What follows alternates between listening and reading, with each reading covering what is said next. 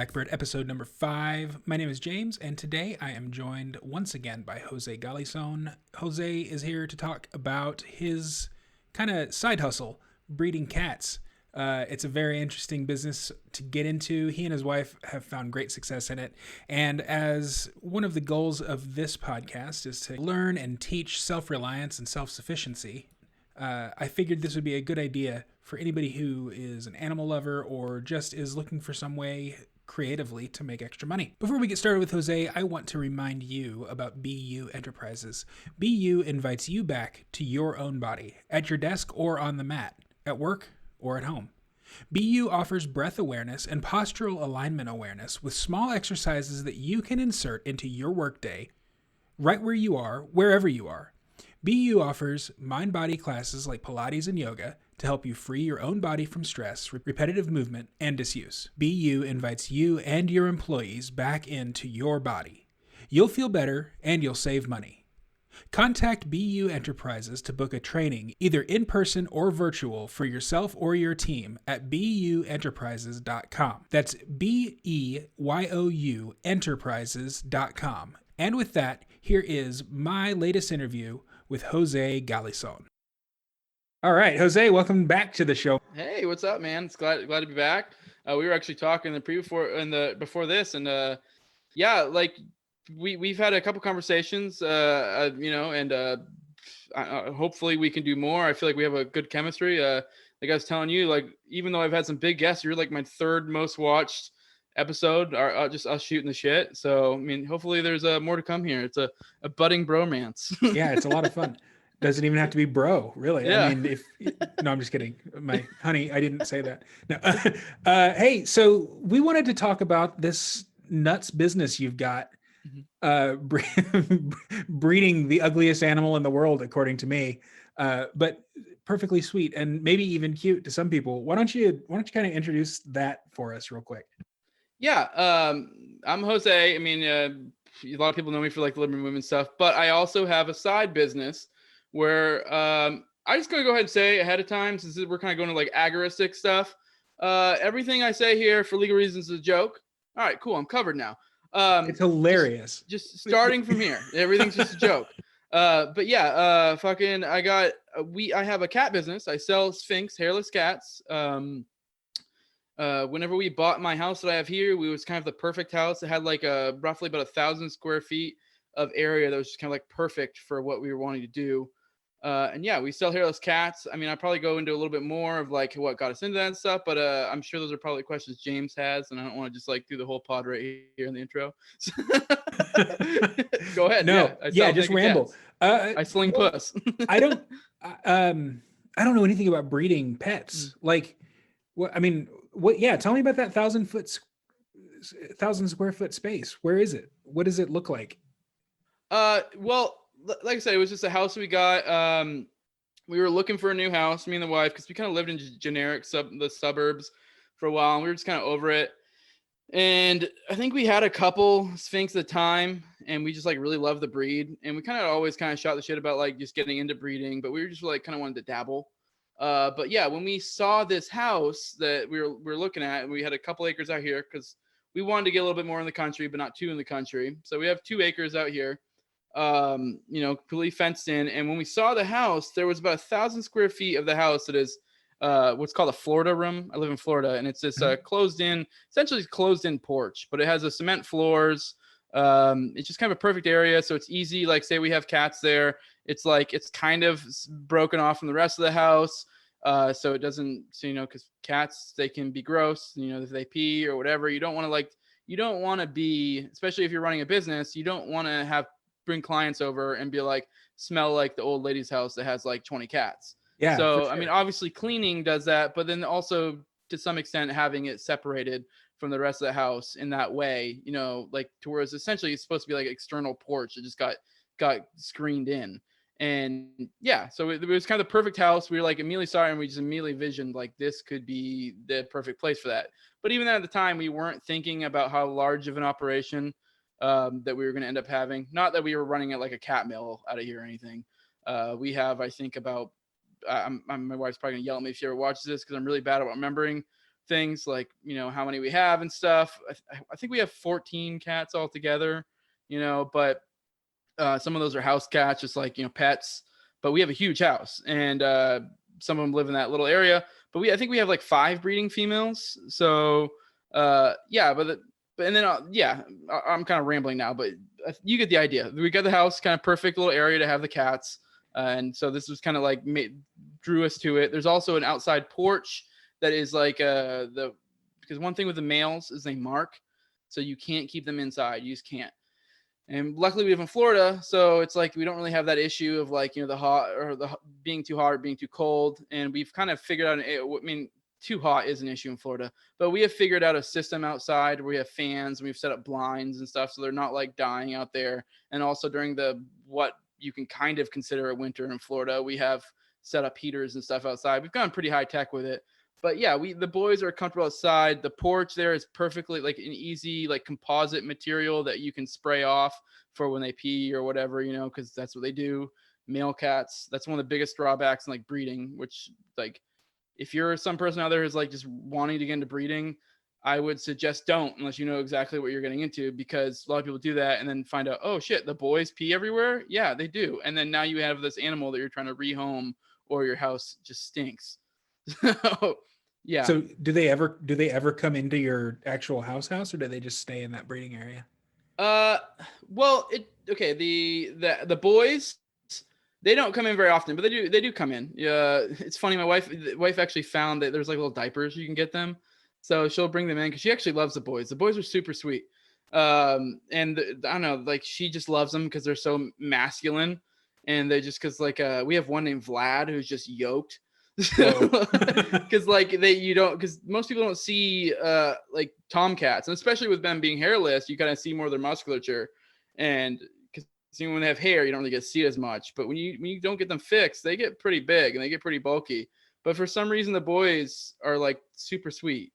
Like they're just like the sweetest. Like unfixed males are probably like the sweetest cats there are. I don't know why. They're just super sweet, but then they're yoked. And my wife loves it. So like we have Vlad, and he's a black Sphinx, and he's just huge. He's got a big blocky head. Looks like a friggin' pit bull and a cat mixed together.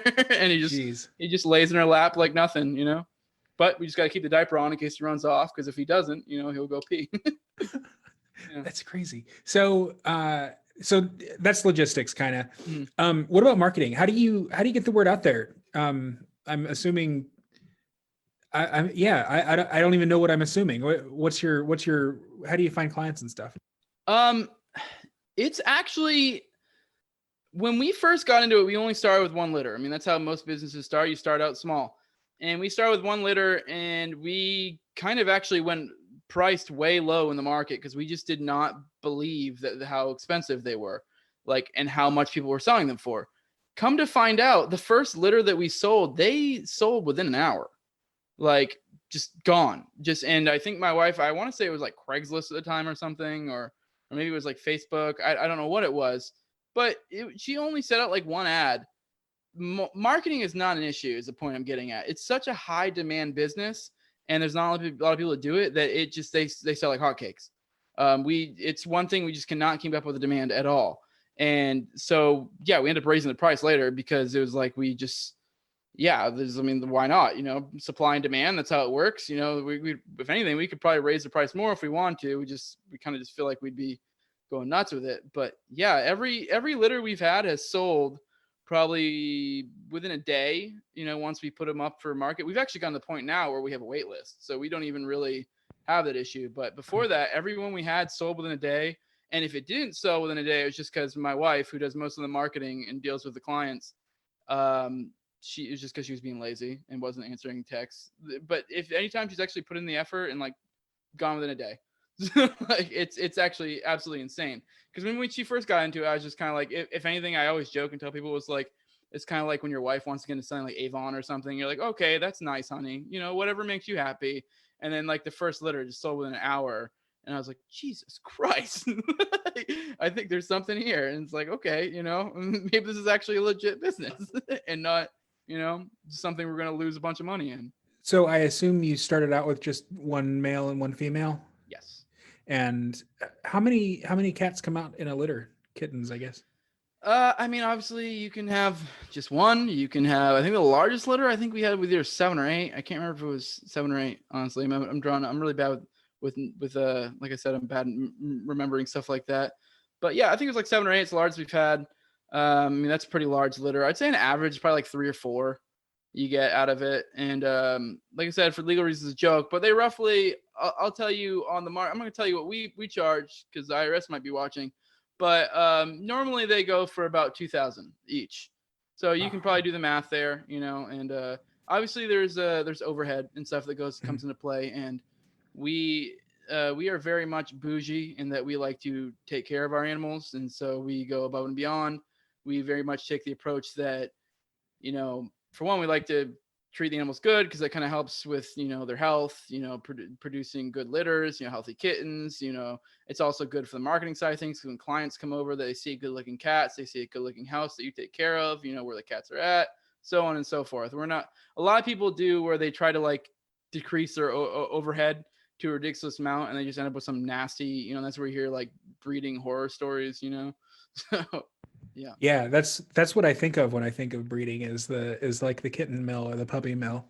Which is Um, kind of funny, not to go off too much of a tangent, but that's kind of one of those that's really, there's really something there where people do this, they equate capitalism or just free market in general to that and like just greediness, but people don't even think like it's actually not even good. While we do it, a lot of why we do it is because we like our cats, we take care of our cats, but also there is some aspect of like that's what's good for business. Like sure, maybe you could, going the other route and having the horror story, cattery is what they're called.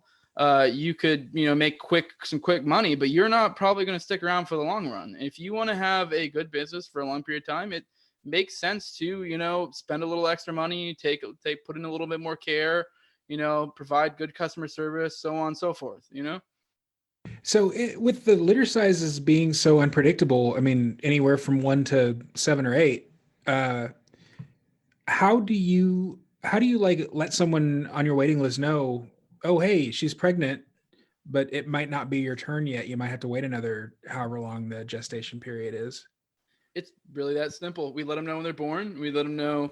And it gets even more difficult too because there's coloration and sometimes certain colors don't really present until they're older. And some people have really specific requests. So, and then the biggest one that we always have is people will request blue eyes. And eyes are a thing that doesn't really set until I want to say it's like 6 weeks, or maybe it might even be 8, where the color doesn't fully set. So people will have like, oh, I want blue eyes. I want blue eyes. And it's like, we always have to be like, well, you're kind of have to gamble here because we can't hold a cat for you forever. Like, you know what I mean? Like, it is what it is. I mean, we've worked with some people to make stuff like that happen. I know some people are really set on that, but a lot of things don't really come into play until later. I kind of rambled there. What was the question again? I kind of brain fart. No, I was just wondering like how you communicate to the customer when like is it when the cat becomes pregnant or is it after they give birth? Is it a certain number of weeks? I think my wife handles most of this stuff. Sure. One good thing to do, I would suggest, is if you're going to run a business like this, have someone who's willing to do a lot of the business stuff for you. That's really helpful. Uh, Well, unless you are the wives business are great for person. that. What? I said But yeah, unless you are the business person, in which yeah. case I mean, like most what I do is just, taking care of the cat room, which is cleaning, scooping litter boxes, just general manual labor. She handles the finer side of things. But yeah, we usually will tell them like when they're pregnant and let them know ahead of time. But it is like we're just letting them know like, hey, this doesn't mean you're necessarily going to get one, especially if they have a very specific request. But we'll keep tabs as time goes on and people will claim. And we have like, depending on how you are on the wait list, you get different preference, you know what I mean? But it's a whole clusterfuck. It is get a little crazy with the waiting list because it is like I said, with especially with like eye color or even skin color. Sometimes it doesn't like, because for example, like one of the rarest colors with Sphinx is like chocolate, which is like a light brown. It's actually like a mutation off of black apparently, mhm. and so it's super rare. But they come out as flesh colored. So they just look, and to be honest, flesh colored are kind of the boring ones. I mean, but and that's like what you think of when you think of your like when people think of Sphinx as the flesh colored ones. And if anything, those are probably the ones we get like the least. But I digress. point I'm getting at is they come out and it's not even until later till they start presenting the chocolate. So it's like a lot of people will overlook them and be like, no, this is like a diamond in the rough kind of deal, you know? Because like most people don't really care for the flesh colored ones because they want the cool colored ones. Unless there are some people who are really set on the flesh colored ones because they had the idea of a sphinx in their head if they've seen the movies and that's what they want. Oh, sure, yeah. But yeah, I mean, the point I was getting at is the color doesn't set until later, and like even though you could think it's the most boring thing, it ends up being like the most rare, coolest color because like the chocolate ones are really pretty too. It's like just a pretty color. I don't really know how to say other than that. So kind of rambling again. No, yeah, it makes sense. That's awesome. So what's next? How long do you keep the cats before you actually, release them to the client? Is it immediate? Or is there do you wait a couple of weeks to make sure they're not going to die? Like I said, my wife handles. I'm pretty sure it's either 12 or 14. I'm completely blanking on this, and I feel like an idiot right now. But I'm That's pretty sure 12 or it's 12 14 weeks. days. 12 or 14 weeks is when they okay. go. It's somewhere between there. I want to say it's 12. For some reason, I'm thinking 14 right now. I think 14 might be their last round of shots because legally they need certain shots. I think 14 is their 14-week shot. So that's why I have 14 in my head. But I'm pretty sure, yeah, they go home at 12 and then they have 14-week shots later. I'm just thinking out loud right now, trying to remember the numbers because there's so much stuff we have to remember. But anyways, yeah, 12 weeks is when they go. They go home to when they're basically completely weaned and they're just, they're ready to go at that point. By that time, the mother doesn't really want shit to do with them anyways. A lot of people think that's one thing. It's funny. Like, people have this idea that it's like cruel to some extent because you're like taking away from their mother. But a lot of people don't realize how a lot of animals work is by that time, the mother wants nothing to do with them anyways. And especially domesticated animals. I mean, yeah. They are genetically predisposed to be around humans now. Like, yeah, especially, cats and dogs. That's kind of just how they've evolved. You said you have 5 breeding mothers. How often then are your cats, giving birth? How often do you have a litter to sell out? I mean, they probably have like 1 to 2 litters a year. It just depends, Each? Yeah, roughly. Okay, cool. So like between 5 and 10 a year. Almost one a month. That's great. Yeah. I mean, it's kind of hard to predict because, stuff comes up and, like sometimes they won't get pregnant within the heat or whatever. I don't know. It is one of those ones. It's not the greatest thing to have as a stable, like only job, but it's a good side gig but it's definitely not because you could there's a gigantic range in basically what you can make in a year. So if you're trying to plan your life around it, it's not super stable. It's all over the place. Because like I said, like you could put in all this time and effort and have a cat that has one kitten, Yeah. All right. So let's, so that's kind of the ins and outs of the business, I guess. What about kind of the agorist part? Let's say if you were actually engaging in this hypothetical business that we're joking about right now, what are some of the things that you would be expected to do by the state, and what are some of the things that you just say, nah? I mean, really, the agorist side of things, the biggest thing would probably be the money, really. I mean, aside from that, I mean, you'd be kind of almost stupid to try to dodge around the state and the other things because, like, the biggest things are like you have to get them their certain shots, and then you have to get like health certificates and stuff like that. There's certain things that are required by the state, and it'd be kind of dumb to not because it's just like there's not really any sort of like upside of not doing it, especially since, in a sense, what you're doing is just providing some sort of certificate that your animal's healthy, generally. So, I mean, I don't know. There's not really any reason why you would want to skirt around that. The biggest thing would be the money side of things. And being as what am I getting at? There's a lot of opportunities for cash, cash business is what I'm getting at. And you can kind of get where that goes. We've debated on possibly maybe offering crypto, but I don't think a lot of people want to go that way. I mean, most people are like PayPal, Venmo, or cash is how this business usually works. And I'd probably say like half of it's cash. So you do have the other That's side. Surprising for $2,000. Huh? That's surprising for $2,000 that people are paying cash. Yeah, I mean, we don't always do it, but we kind of usually sometimes we have before offered discounts for cash. Yeah, that makes sense. Because it's preferable. And like I said, I think I said a minute ago, we've debated offering crypto, but it's not going to be a whole lot of people who would do that. Especially where you don't have a ton of clients. So yeah. Well, I mean, look, if it was me, I would be offering it. I mean, even if 0% of my clients took me up on the offer, I'd still want people to know, hey, there's actually a business out. But that's just because I'm a crypto evangelist. I'm not like a business Yeah. person really. I'm just I to be honest, I'm still to yet to even figure out crypto. I know it's a sin, but I need to. oh I'm just such a busy person. And it's just like I gotta sit down and just like do it.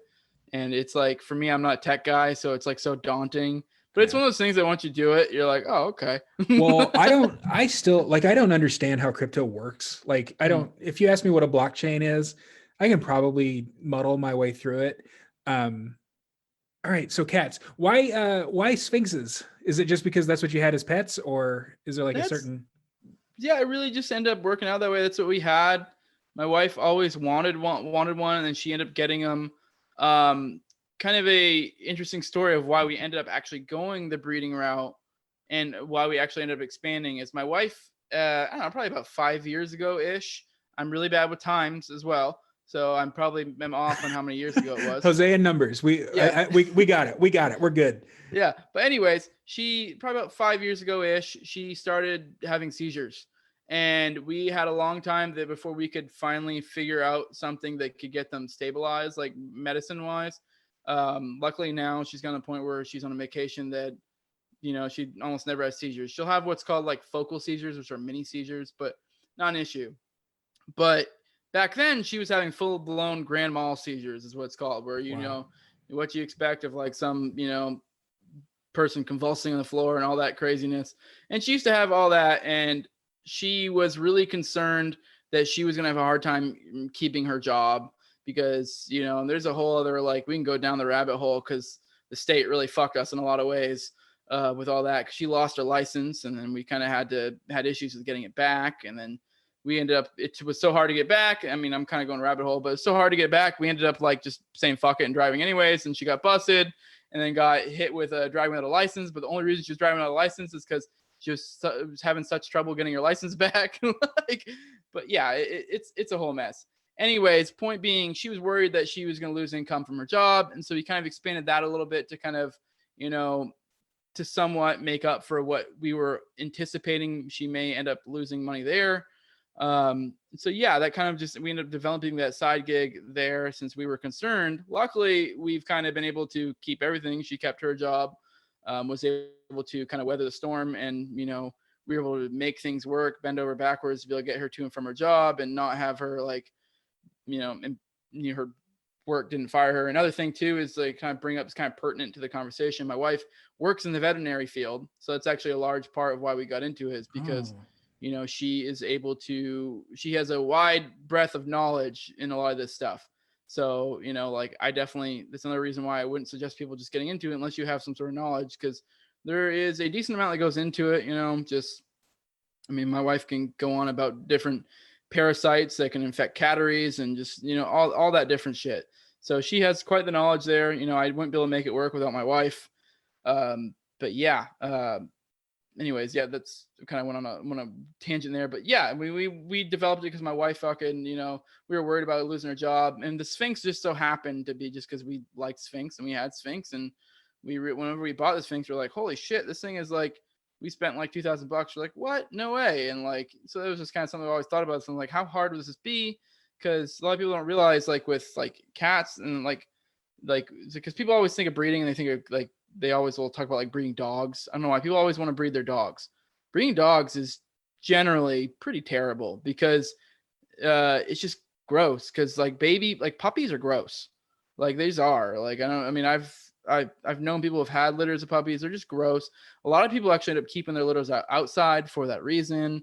But it's just it's way logistically, it's way more of a pain in the ass, and they're Yeah, just kind dude. of gross. When And when I cats are adopt way cleaner, when I adopted my dog, we went to we adopted him from a foster family, but it was his whole litter.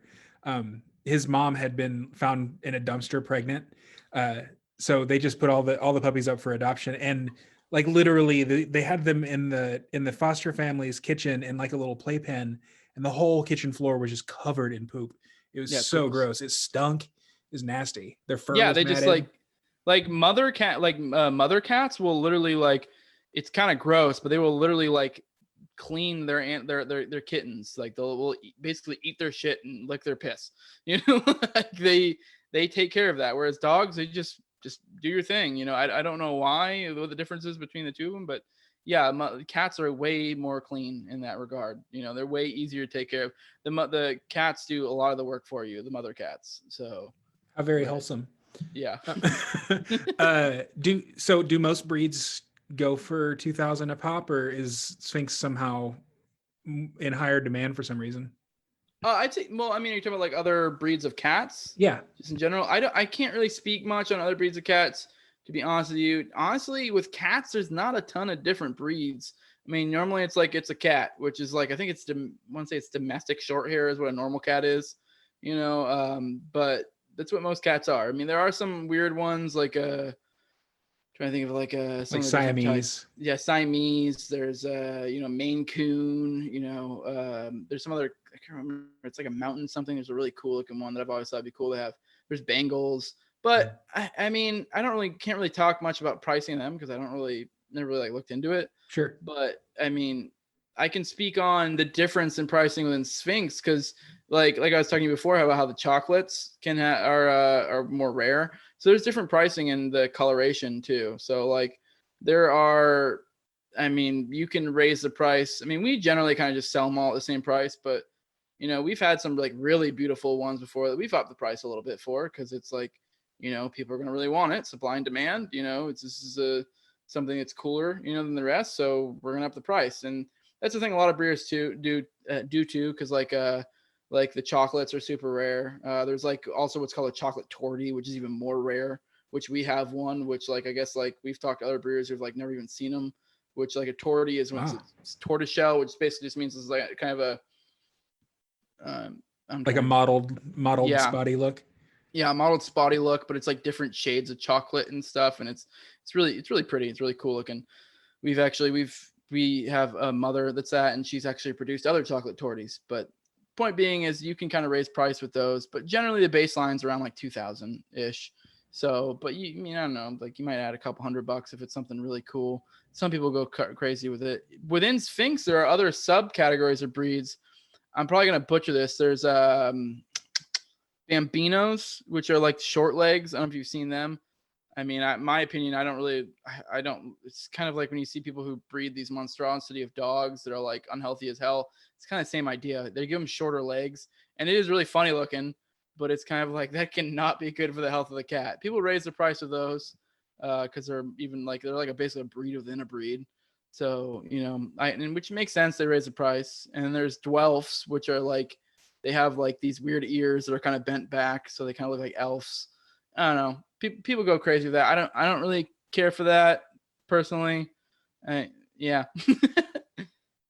But that was just speaking on pricing. Yeah. Are sphinxes hypoallergenic? Oh, that's a good question because that's one that comes up a lot. They are reduced allergen because they still have hair. A lot of people are mistaken in thinking that they don't have hair. They kind of have peach fuzz. So like, and they even have differing levels of peach fuzz. There are some that are fuzzier than others. So there are ones that are pretty dang naked, but there's technically no such thing as a completely hairless cat because they all have some sort of hair.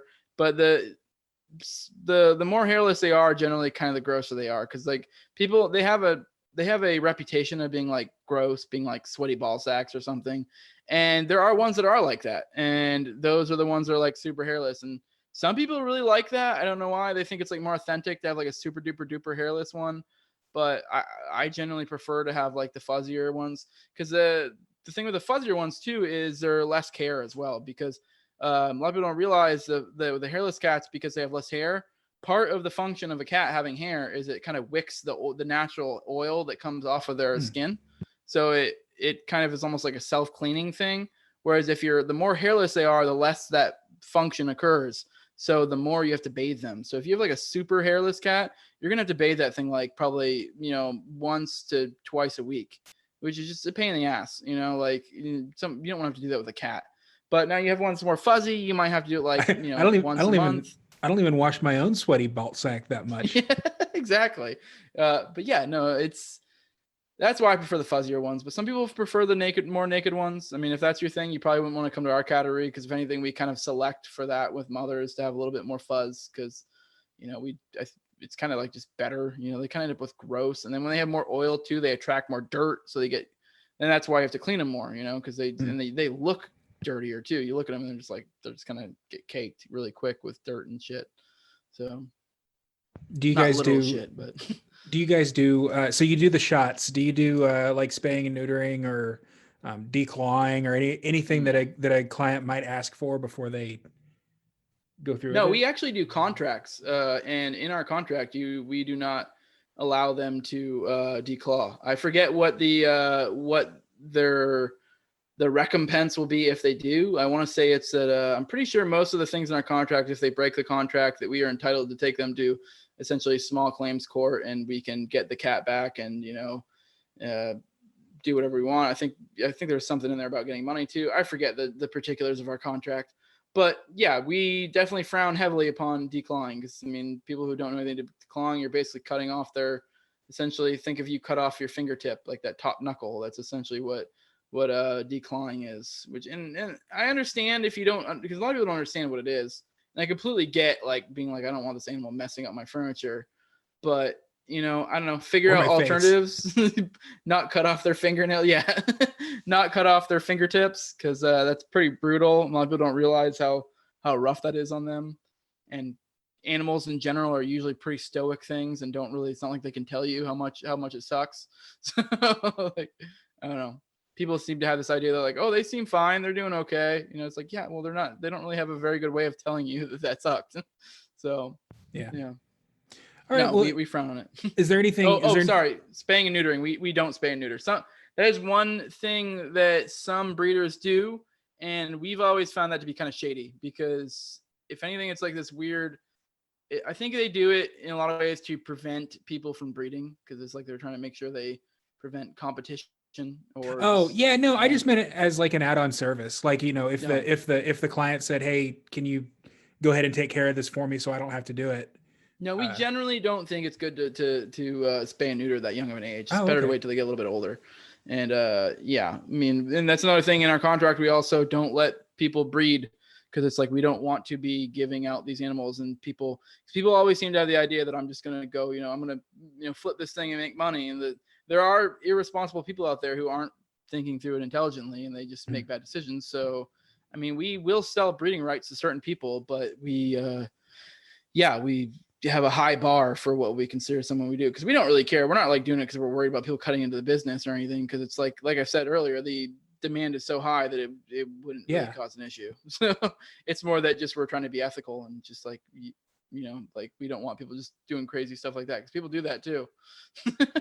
Yeah, it sounds like you put a lot of thought into the sort of ethical considerations around this, which is like I said at the beginning, that's not the stereotype of a breeder. You think of like these mills that just, I guess, backyard breeders where they're just kind of throwing all these animals in a pen and waiting for somebody to come get them. Like I said earlier, it's funny because it is like there are those mills, but they don't last long, because what ends up happening is like there are actually communities of like Sphinx people out there. Like there are Sphinx groups on Facebook and stuff, and for people looking for them. And when those do happen, the word gets around quick, and they are like, they are shunned. You know what I mean? Like, and I'm sure they're still selling it, but it makes their life a lot harder. So it's kind of one of those things that kind of naturally selects its way out. But and then also other breeders, there's actually surprisingly most established breeders do a lot of the same things we do. So they kind of essentially create a natural bar, of entry, and through, what we would consider ethical ways. Like nothing there is something that we're involving the state. I guess technically you're taking them to small claims court, but we can get in the weeds and be like, in a true free society, you would take them to, Sure. Yeah. There's contract enforcement and stuff. Yeah. And, just about any sort of libertarian plans. Okay. Is there anything else about your business that you wanted me to ask you about that I didn't? No, I can't really think of much. I think we covered it. You're gonna, popped all over the place. All right. But, yeah. Cool. So here's what I'm getting from it. Don't be a breeder, because it's not as easy as it seems like it would be on at first glance. If you are going to be a breeder, do it responsibly. Have some land and some space to put them, and keep the males outside, because they're going to piss all over everything. Basically, that encapsulates most of it. And have a wife that knows a lot of shit if you're gonna do it. Yeah. So. Yeah. Or a husband Yeah. who doesn't mind cleaning up shit. So Yeah, no, yeah, it's a good mix. I'm very good at manual labor and just generic menial tasks, and she's good at doing smart shit. So we've got a good division of labor here. match made in heaven. All right, cool. Anything else you want to plug? Not really. Like I said, I got the new. By this time, I'll probably all be already be advertising it for my No Way Jose channel. I mean, also got the Liberty Movement YouTube channel. Yeah, I got all my socials. I mean, which I don't really do much on those anyways, other than advertise. So, but yeah, I don't really have much to push. I mean, I'm assuming you'll probably put whatever in the video description. I'll send over my stuff. But I mean, I could go on forever. I mean, you get to a point where you're like, and we're over here, and we're over here, and we're over here. It's like I just sometimes I just don't want to do the spiel. I feel like at the end of like a commercial where you're like, blah, blah, blah, blah. Yeah. Yeah. All right, cool. Well, I appreciate your time tonight. It's been a lot of fun. Best of luck in the cat business. Doesn't sound like you really need the luck though. You guys are killing it. Yeah, we're doing all right. I mean, if anything, we had the boom with all the COVID stuff, but yeah, for sure. But everyone spend their stimulus checks, but yeah. Exactly. All right, awesome. Thank you, Jose. Talk to you soon. We'll see you, man. Bye. All right, thanks again to Jose for joining me today. Always fun to catch up with him. I have also uploaded a bonus episode for paying subscribers on the Substack, which you can find at blackbird.substack.com. It's just an episode of Jose's podcast that we did together, which you can also find on his podcast feed. But for convenience sake, I put it there on ours as a bonus episode. If you would like to become a subscriber, just go to blackbird.substack.com to sign up. And whether or not you do it there, be sure to hit the subscribe button wherever you're listening. Leave us a thumbs up, ratings, reviews, all that good stuff. You know the drill. I will make sure to put links to all of Jose's stuff in the show notes, along with a link to BU Enterprises, our sponsor for this episode. Thanks again for joining me this episode, and I will see you on the next one. Until then, live free.